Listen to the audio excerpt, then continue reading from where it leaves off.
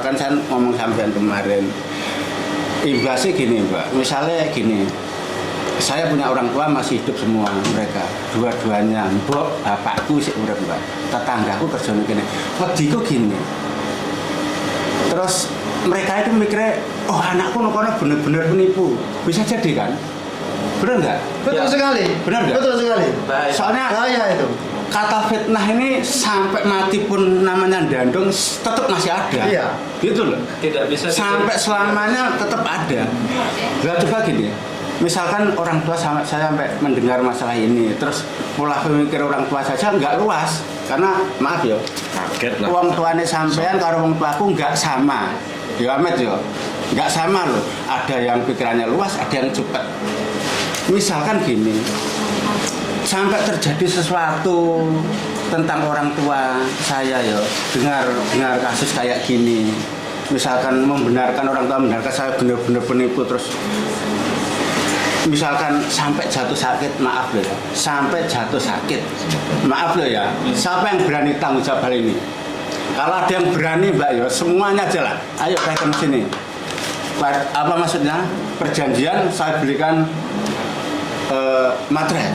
Sampai segitunya mikir saya, gitu loh. Jadi jangan apa ya, meremehkan soal fitnah ini, jangan gitu loh. Ayo belajar berpikir gitu loh. Karena efeknya untuk saya dan anak saya, orang tua saya memang besar imbasnya. Jangan meremehkan hal ini gitu. Maksudnya gitu. Jadi begini, Ya. jadi ada dua poin pentingnya. Yang pertama jelas kerugian non material.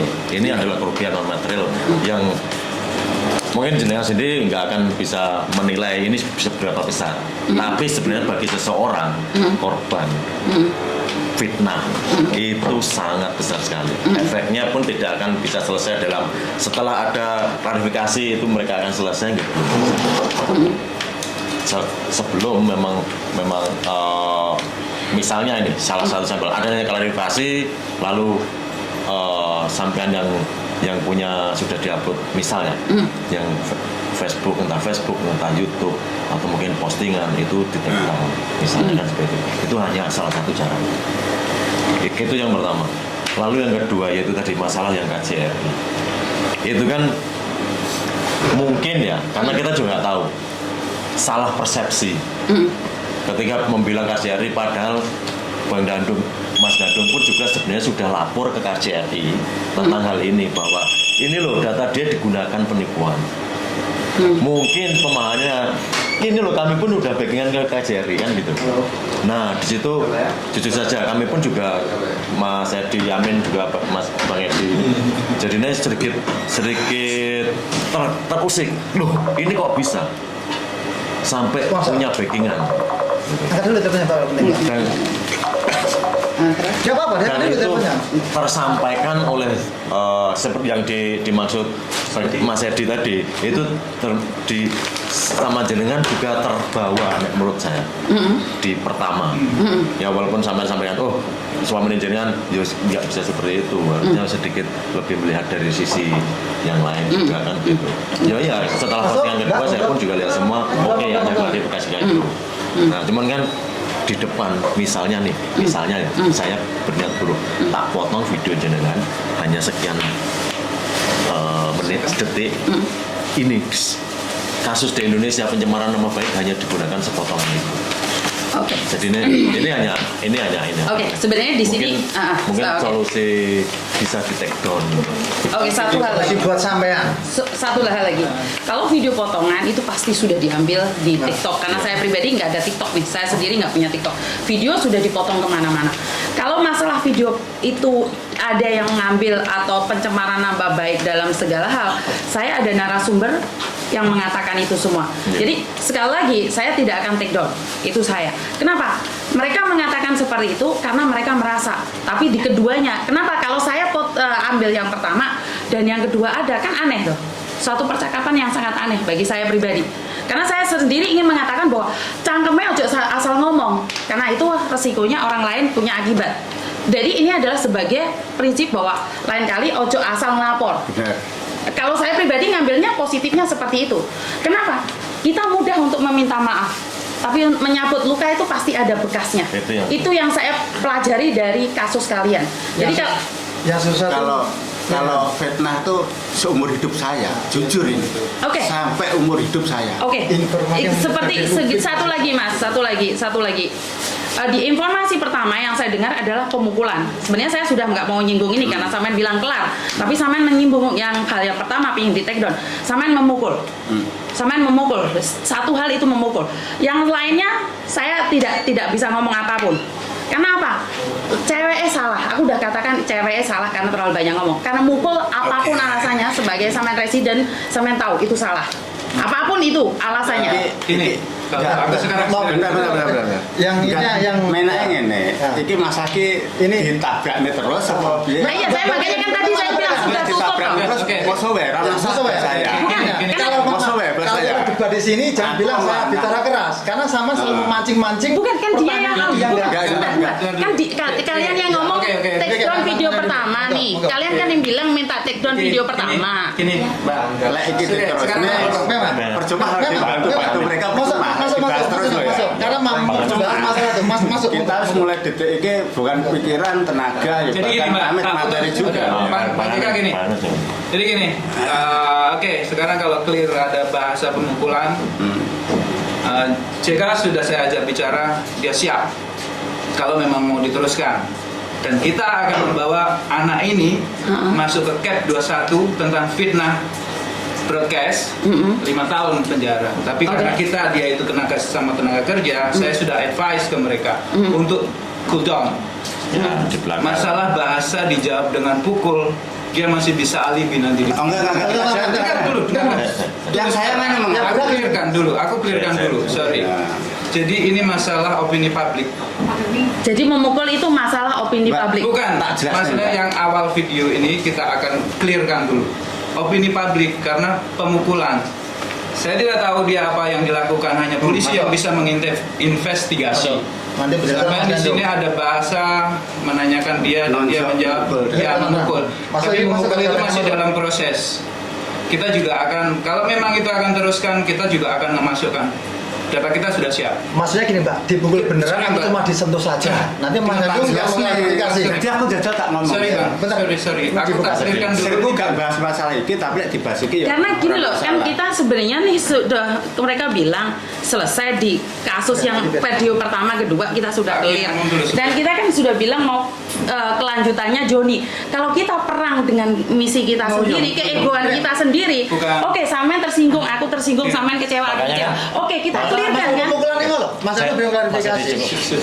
Samen bilang Mas. Cukup. Sekarang kita tujuannya apa sih? Satu, kita meneruskan video yang kemarin atau kita tutup ini video ini, kita bergerak di depan gitu loh. Gini, oke, aku clearkan dulu. Masalah itu sebenarnya udah clear, cuma kan opini publik itu bermacam-macam. Makanya saya bilang tadi di sini, apa yang dikatakan oleh opini publik, jangan percaya karena pada kenyataannya B1 tidak seperti yang kalian pikirkan. Di awal. Itu Mas sebentar Mas. Di awal saya kan ngomong kayak gitu toh. Saya awal ngomong kayak gitu. Jadi di Facebook apa yang dikatakan di Facebook tentang semua itu tidak benar. Keberadaan mereka ada di sini. masalah pemukulan itu juga nggak benar. Oke Mas, kita sudah stop. Clear. Pemukulan tidak benar. Amit ya. Lek sampean terusnya ndek iki Mas, gak selesai kita. Ya dengar Bu Bunda. Jadi begini. Sampean membakar ke kita maunya ke depan. Kita Memang, ya, depan. Mbak Yuni. Jadi kita akan kesini kan. Kita juga pengen menjelaskan yang pertama yang tadi. B1 lo seperti ini. Kami punya dasar, punya latar belakang. Tidak seperti yang orang katakan. Ya, punya juga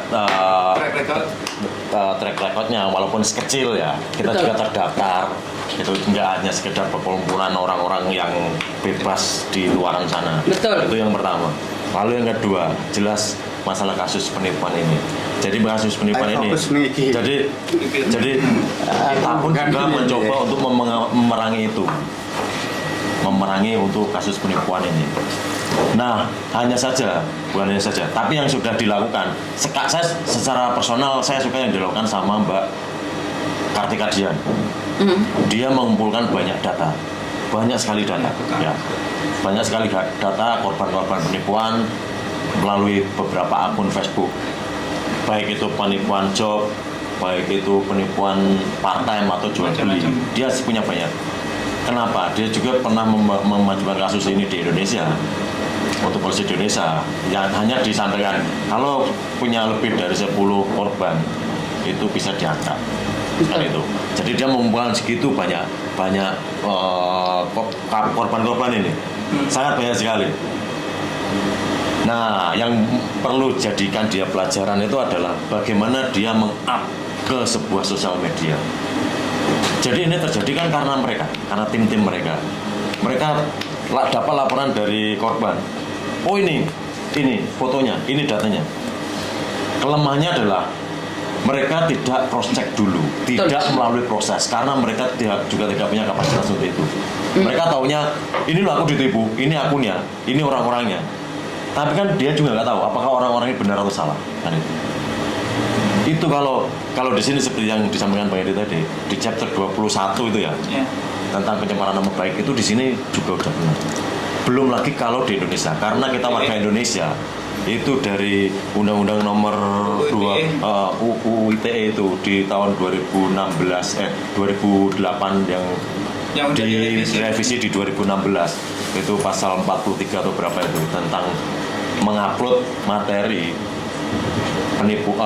pencemaran nama baik itu juga sangat berat sekali sebenarnya. Cuma yang perlu kita sekarang di sini adalah bagaimana teman-teman itu lebih jeli, lebih teliti untuk mengupload sebuah data atau foto di media sosial. Apalagi penipuan karena kalau ini sudah benar-benar mereka tahu data orang itu benar, monggo silakan. Tapi kalau mereka hanya menggunakan media sosial ini loh, foto loh sekarang berapa ratus orang bisa ngambil foto des di Google pun bisa digunakan buat akun terus digunakan menipu, tiba-tiba langsung dapet des. Ya kalau orang kecil, kalau orang besar yang digunakan.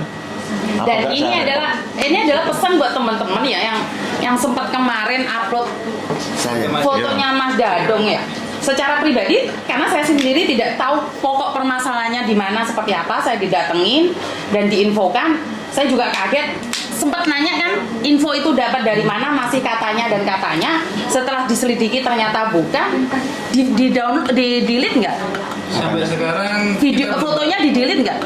Saya suruh Udah delete. Sebentar, di delete pun itu sebenarnya gini loh Mbak, satu hal lagi. Sudah Di delete tapi kan bisa di screenshot orang jejak lain. digital itu sangat susah dihapuskan. Dan ini yang pesan sebenarnya buat teman-teman ya. Kalau saya pribadi bukan masalah di undang-undangnya, di masalah di etika kita. Kita tidak tahu Hakiman publiknya itu yang paling tidak tahu apa-apa nih. Seperti yang Mas Dadung katakan tadi, saya sempat ternyep ya di hati ya. Kenapa? Maksud saya adalah, iya kalau ibu kalian nih orangnya pendidikan, diomongi tonggo alah yo ben di Hongkong gak ikut campur. Tapi lek wong tuane yang sorry dalam tanda titik koma tidak begitu tahu dunia luar, tiba-tiba diomongi, yuk ngerti nggak? Si Juni itu kan ngapusi uang, apa gak geblak? Paham nggak maksud saya? Ya itu sangat gampangnya adalah seperti itu. Mereka akan shock karena tidak tahu apa-apa. Ini yang saya katakan tadi. Dan memang saya selalu bilang meminta maaf itu hal yang paling mudah. Tapi seperti nancepin paku, kamu bisa tarik pakunya, tapi kan lukanya masih ada di situ.